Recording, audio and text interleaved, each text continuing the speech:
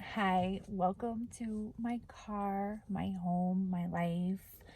Um, I am re-recording a video that I recorded 100 miles back in Wyoming, and now I'm in Colorado, but my audio went out in the beginning. So what I was saying is how, yeah, I am living in my car, but not really, but I am, since I ran. It really triggered me when he accused me of running, but I did run, and I ran for my life. And it triggered me when he accused me of being dramatic when I said that I ran for my life. But I did. And the last couple of weeks, I missed you guys. I haven't posted a video because I took Bella. Her father and I took her to the Pacific Northwest so she could see her family. It's been almost 2 years since Bella got to see her dad's side of the family, and she got so attached to my ex. And as I pulled her from that relationship, because I pulled myself from that relationship, and when there are kids involved, when two adults come together and they have children, no matter what happens, it impacts the children. The relationship has an impact on the children. And she needed to see and form an attachment, a healthy attachment with her father's side of the family, because that's something she was lacking. And her brother Jacob has that. And she created that bond with my ex. And yeah, the children. But that should never be a reason to stay in a relationship, because of the children. That's where the cycle becomes toxic. That's where the cycle repeats, and they're hurt people because the children end up getting hurt because mom and dad can't get it together. And it's not that mom and dad can't get it together. It's that either mom and dad, or mom or dad, can't get themselves together. They aren't in control. So their partner is their blame, their punching bag. And that's not healthy. And I'm not teaching my daughter that that's okay. And I'm not going to teach his children that that's what is acceptable. So yeah, I'm a fucking runner. So I'm going to cut this here and then bring in the other video right where the audio comes in. So Bella says she loves you all. I love you all. You're so sweet, baby. She is definitely my little light worker. My little angel. The children are impacted, and there is no way it doesn't affect the children. That's why I had to go. I was becoming so angry with myself because I knew that I wasn't in integrity with my beliefs. I knew that I was in a frozen state of fear and love, but ego love, wanting something to be something that wasn't. And no,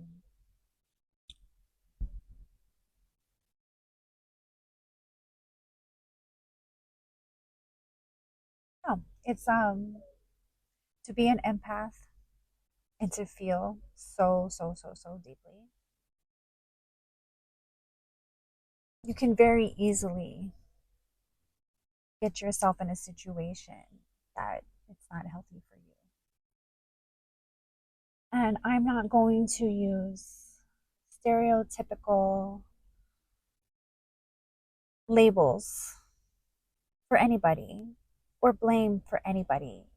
I very much practice the middle path, the violet pill, as my teacher, Amanda Ellis, um, teaches and presents. The violet pill is the middle way, and that there is no right or wrong. There is dark and there is light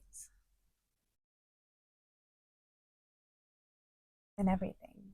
And God is in the dark and God is in the light. And I went through a dark period, a dark night of the soul. But I held my light, I carried my light in that darkness. But the moment I knew I just had to go, I, the moment I knew I had to go was when the anxiety began because I stayed. But the moment I decided to actually go, it was the last altercation we had. And I was so angry with myself. I began screaming, I hate myself, and punching myself in the face because I was so frustrated. I was frustrated because I was presenting a truth, explaining a truth that was true to me. And I was being told that I was lying and that when I was ready to tell the truth, we can have a real conversation. And it was just frustrating me so much. And I just started screaming, I hate myself, and crying. And the anger and the rage that I felt when I was hitting myself was nothing like I've ever felt in this lifetime. And it wasn't, I hate you to the person, it was, I hate me. Because I knew in my heart, in my soul, in my body that this wasn't right. It wasn't right. It doesn't matter what anybody does. It doesn't matter what anybody says. Nobody should abuse you. Nobody should hurt you. Because we all here, every single one of us, every single individual, has the ability to control your emotions and control your reaction. That is your duty. And if you cannot do that, you're not in your power. You're not in your sovereign self, your sovereign soul. You're not standing in your power. You don't have,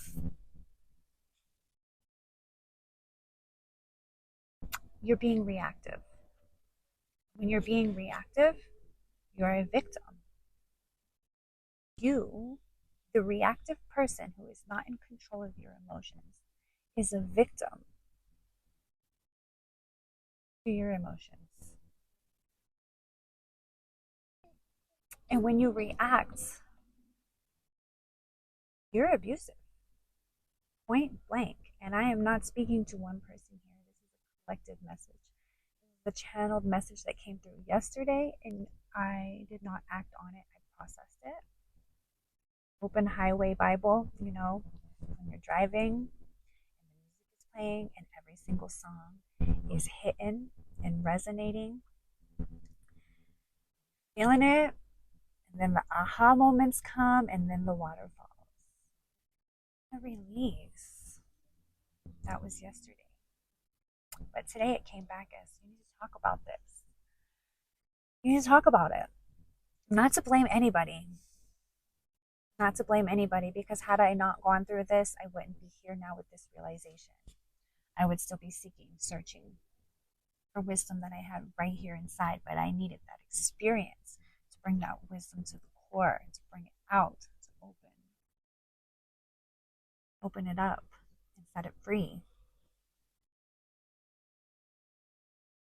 But that moment, where did I put my little lighter?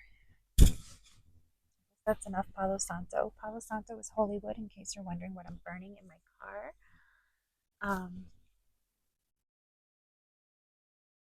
I always burn sage, nagchampa, Palo Santo. Clears your energy field, and anything trying to attach and stick to you. This is an energetic war. This is a spiritual war. There's angels and demons out here. And if you don't want to hear this, then click off. If I don't resonate with you, it is okay. But if you're aware of this reality that I speak and this resonates with you and this can help you in any way, that's what I do this for.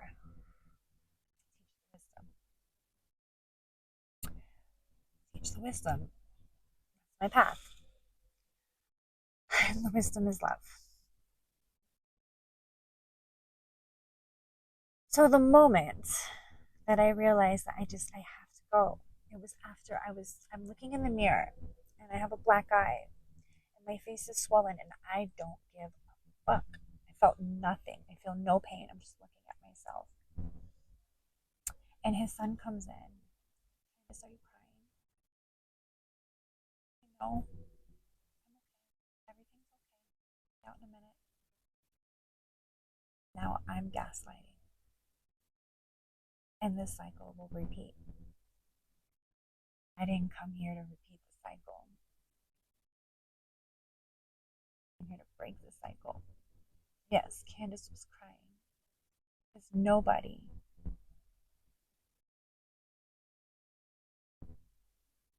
has the right to say the things that were said to me and to do the things that were done to me. And if you're watching this, it's happened to you too. And I don't care if it's your mother, your father, your sister, your brother, your husband, your wife, your girlfriend, your boyfriend, your teacher, your mentor. If that person cannot control their emotions and stay centered and not react when triggered,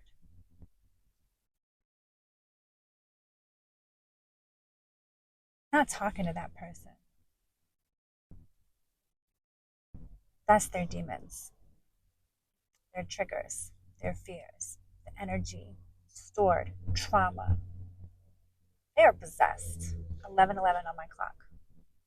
They are possessed. And yes, you can perform an exorcism. I had to perform many exorcisms in my last relationship. I looked forehead to forehead into his eyes as I saw the demons come and I saw when he came back. And when he came back, I'm holding him crying, telling him everything's okay. Half my fucking hair out. Whole night. Just war. I'm telling him it's okay. Everything's gonna be okay. When he came back. Because he wasn't there. I'm just getting good. You don't process your emotions? You're not in control. You're not. I'm gonna keep it real. And if you do want to take control of your life, you have to integrate those shadows. You have to face those shadows, integrate them, sit with the things that hurt, release them. You do have to surrender.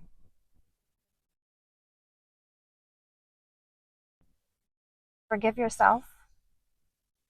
Forgive everyone who played their role because they were bringing those triggers and those traumas to surface so you can heal them.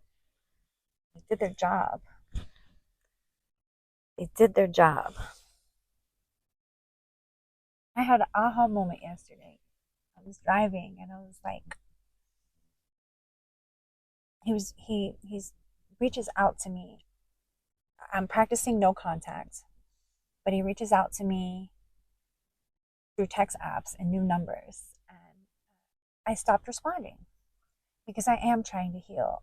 And the cycle, the blame, and no, I'm trying to heal. I don't want to cycle.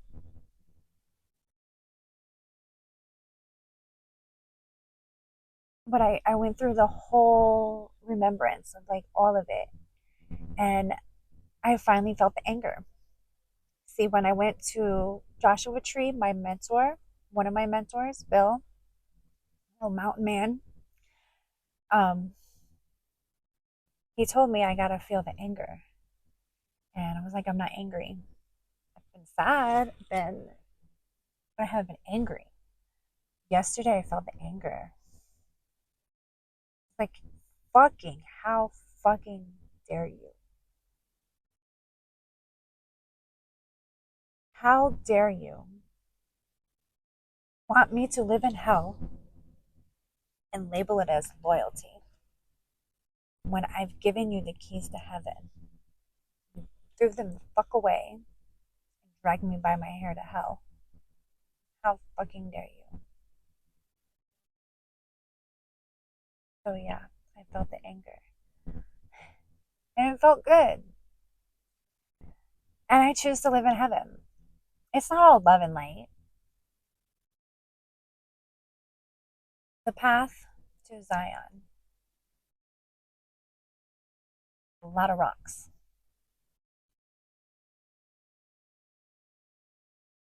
A lot of rocks. They're beautiful. Beautiful rocks.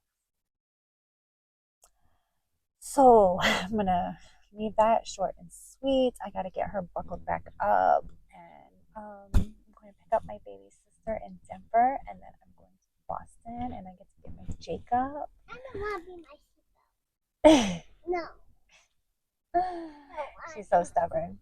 I'm stubborn-er.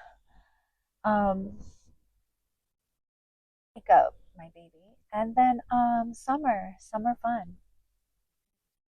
So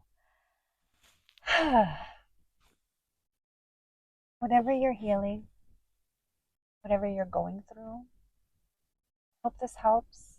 I have compassion. If you're living in hell right now and you can't see a way out and you're listening to me like it's impossible, there's something locking you in that prison because your thoughts create your reality and you have the keys to unlock them.